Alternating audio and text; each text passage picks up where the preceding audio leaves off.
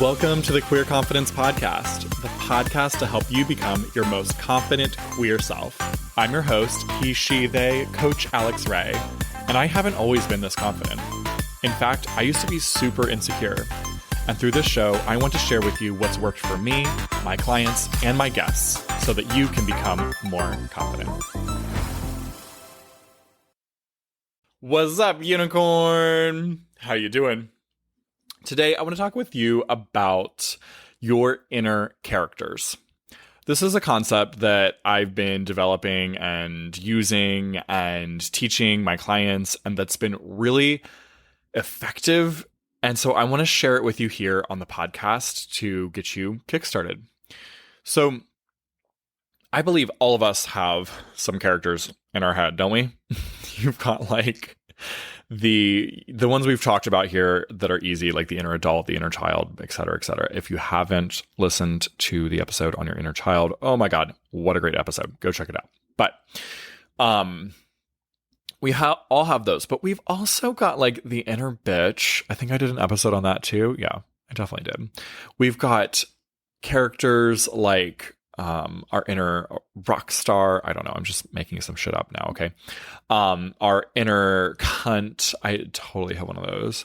And we've got like our characters that are like the really friendly us, the really supportive friend, the really happy life of the party person, right?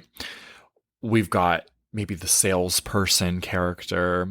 There's a lot of different characters all of us have. The problem is, oftentimes you're not aware that you're using these characters. Or if you are, you're often not using them in the best way. So I want to give you the visual of a stage, like for a performance, for a play, okay?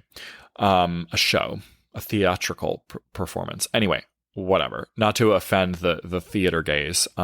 Yeah.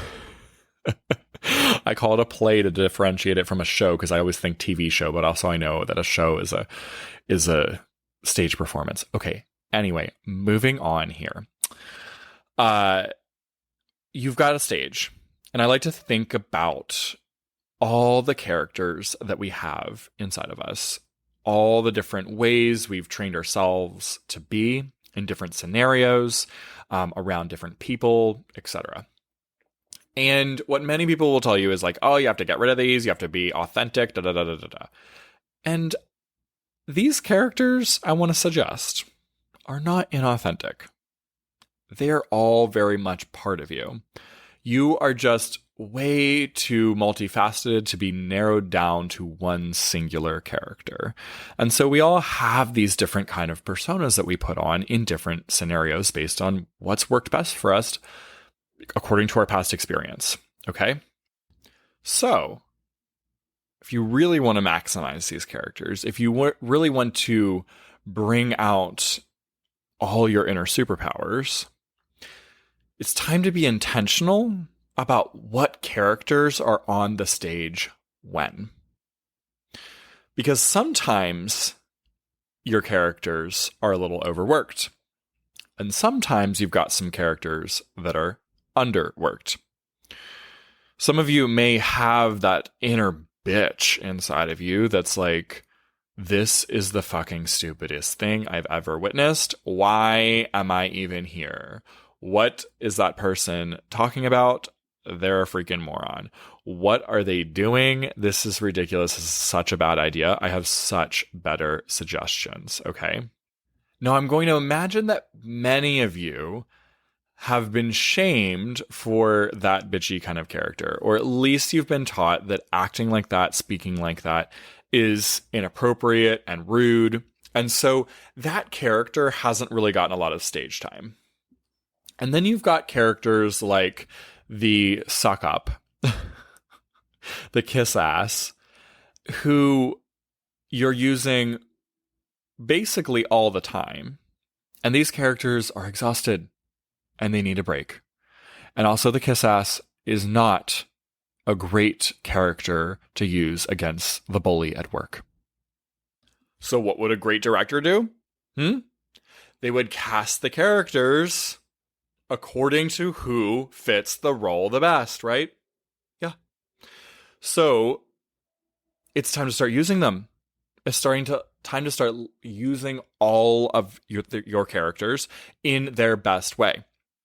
It's time to let the kiss ass be someone that's much more appropriately used in a scenario where you are safe and good and no one is being an asshole to you. And it's time for your inner cunt to be able to take center stage when you are being falsely accused, when you are being verbally attacked, when you need to maybe stick up for yourself and ask for a raise and you've been told, no, you're not good enough for this yet. These characters, there's nothing wrong with them, with any of them. And oftentimes, the only person that has gotten to see the character is you. You've kept a character that you are more familiar with, that you are more practiced with on center stage. And it's time to call them back behind the curtain, exit stage left, and let's bring out the character who can best fit this role. Now, we're taking this work even deeper in my Confident Queer program. In there, we are going into discovering your characters specifically, and then coming up with plans for how to work best with them. So come on in if you want to take this to the next level. You're going to fucking love it. But for now, I want you to just be thinking about and creating some awareness for yourself around these characters. Who are they? Do they have a name? Do they have maybe a nickname, just like sort of an attitude? And how can they best be used? It will be really helpful to just think back to your past a little bit and notice how they were shamed and how others were praised. And then to just ask, okay, is that shame and that praise that you got that kind of influenced perhaps your choice of which characters to use a lot and which characters to not use a lot? Are you happy with where you learned to use those characters more or use those characters less? Like, is the way that mom talked to you when you were a kid and encouraged you to act one way and discouraged you from acting another way? Like, do you really want to be your mother? Maybe you do. Maybe you have a fantastic mom who raised you in the way you are super proud of as an adult. You're looking back, you're like, yep, that's what I want. Or maybe you're looking back and you're like, you know what? I love mom, but she has her own baggage, and that is not the person that I want to be now that I'm an adult.